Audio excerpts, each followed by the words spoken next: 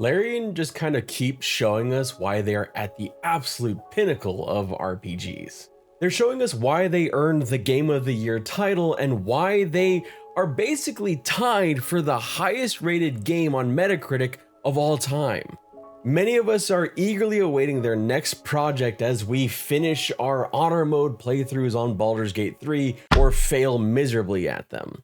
But this video was originally going to be talking about the new browser-based mini-game that they released for the holidays and the announcement that they're going to be getting some merch, some official merch just from Baldur's Gate 3 that'll actually be using some artists that are fans of it. But something more important happened today that I want to spend a little bit of time with you talking about.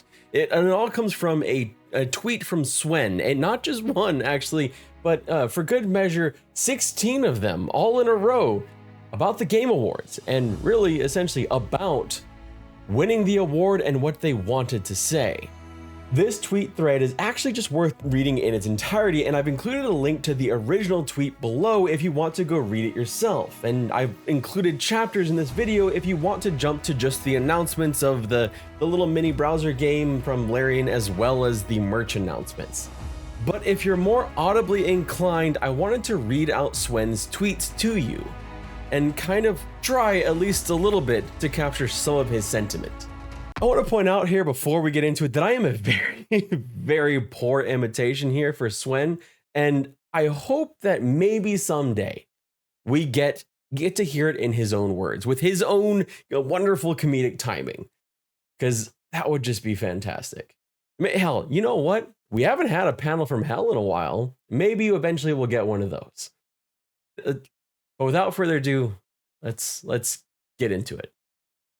What I wanted to say at the Game Awards. Winning Game of the Year is a great honor, and I want to first thank everyone that voted for us, and I want to congratulate all the other nominees. This has been an incredibly competitive year, and you each would have deserved to win this award. Capcom, Remedy Games, Insomniac Games, and Nintendo. I want to thank Jeff Keighley and the people that organized the Game Awards for creating an award show so big that it gets mainstream attention.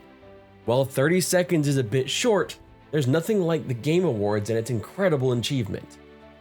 I wore armor at the Game Awards because BG3 is a game that couldn't exist without our player community, and I wanted to pay tribute to how important they've been for the development.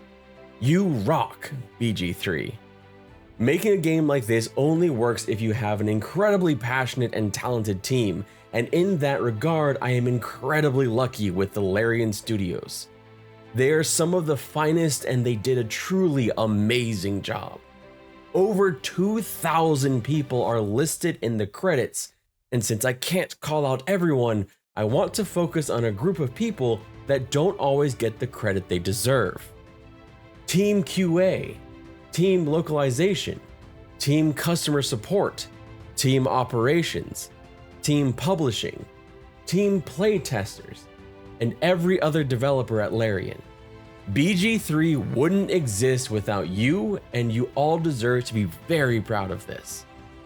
I want to dedicate this award to the friends and family members we lost during the development, including Jim, our lead cinematic animator who passed away last month, and personally to my father, who passed away the week before we launched our early access campaign. You don't get to make something like BG3 if you don't have support from the people around you. Personally, I really want to thank 5 special people: a crazy dog and a one-eyed cat for sticking with me. Big shout out to our localization partners at Pitstop, who had used every corner of their building to record and performance capture what was an insane number of lines. To our actors, you did great. I hope our paths will cross again in the future and your agents will remain their usual reasonable selves. Smiley face. I also want to thank Wizards D&D, and specifically the D&D team for giving us carte blanche. I'm really sorry to hear so many of you were let go. It's a sad thing to realize that of the people who were in the original meeting room, there's almost nobody left. I hope you all end up well. There are many more partners I want to thank. We asked much of you all, but you delivered, and without your efforts, BG3 would not be what it is. I want to end with a story of a conversation I had a long time ago with a publisher. He told me, luckily for them, games are driven by idealism. He meant it in an exploitative way, but he was right. Games are a unique art form, as important as books, music, or movies. Many developers, myself included, make games because they love seeing others engage with their creations in a way only games can offer. They don't care that much about the money made beyond it being the fuel they need to create new and better games. It's worth reminding everyone that fuel is but a means, not a goal. Where to and how we journey are what matter and what we remember. Thank you.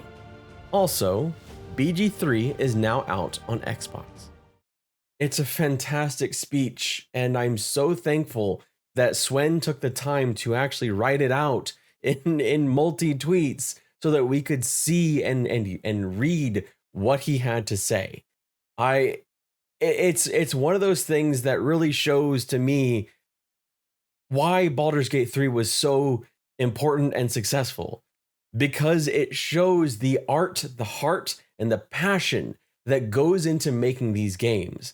This is what I was hoping to get from the Game Awards in a year that has been so difficult. It's been fantastic for games in some ways. There have been wonderful games like Alan Wake 2, Sea of Stars, and of course, Baldur's Gate 3. But there have also been massive layoffs all over the industry, from Bungie to BioWare to all the carnage that has come from Embracer Group missing out on the funding that they had thought they'd already had.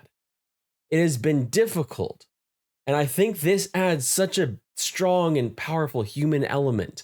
I just wanted to try and share in this moment with you all. I wanted to share in this speech. And while my reading is a very, very, very, very poor imitation of Swen, I thought that it was just something we could share together. And I hope one day, maybe, we get to hear another speech from Swen, whether it's for Baldur's Gate 3 or the next project that they're working on. I look forward to hearing from him, just like I look forward to hearing from Neil Newbin and all the people that have been part of this game that has meant so much to me, meant a lot to me personally when I first played it all the way back in 2021 in early access. When, as I've said a couple times before, it actually provided me an escape for a short time period where I was kind of stuck, and it has given me the drive and passion to make more content around RPGs because they are such an incredible narrative force. Such I mean, this game made me cry. There's no other really way to put it. It's also a thing that's made me want to become a better writer, which I've talked about before, but the writing was so good in this game, it inspired me to be better. But that is enough sappy things. There's some other things that we want to talk about, some cool things that Larian is doing that you can do right now, like the puzzle game. Larian continues to find new, fun, and inventive ways to engage with their community in Baldur's Gate 3. Months after launch and several huge patches, we got 2 updates, neither of which will be groundbreaking, but serve as a nice little treat for fans of the game. Before launch, we were treated to the murder mystery that spanned over several days. Now for the holidays, Baldur's Gate 3 has launched How the Grimishka Stole Christmas. This works a bit like an advent calendar, with a story unraveling each day from December 13th through December 24th. There's a simple little card matching game where you match pairs of cards in sequence, and when you do, you unveil part of the story. I have to admit, I'm expecting a bit of a twist by the end of this. We'll just have to wait and see what they have in store.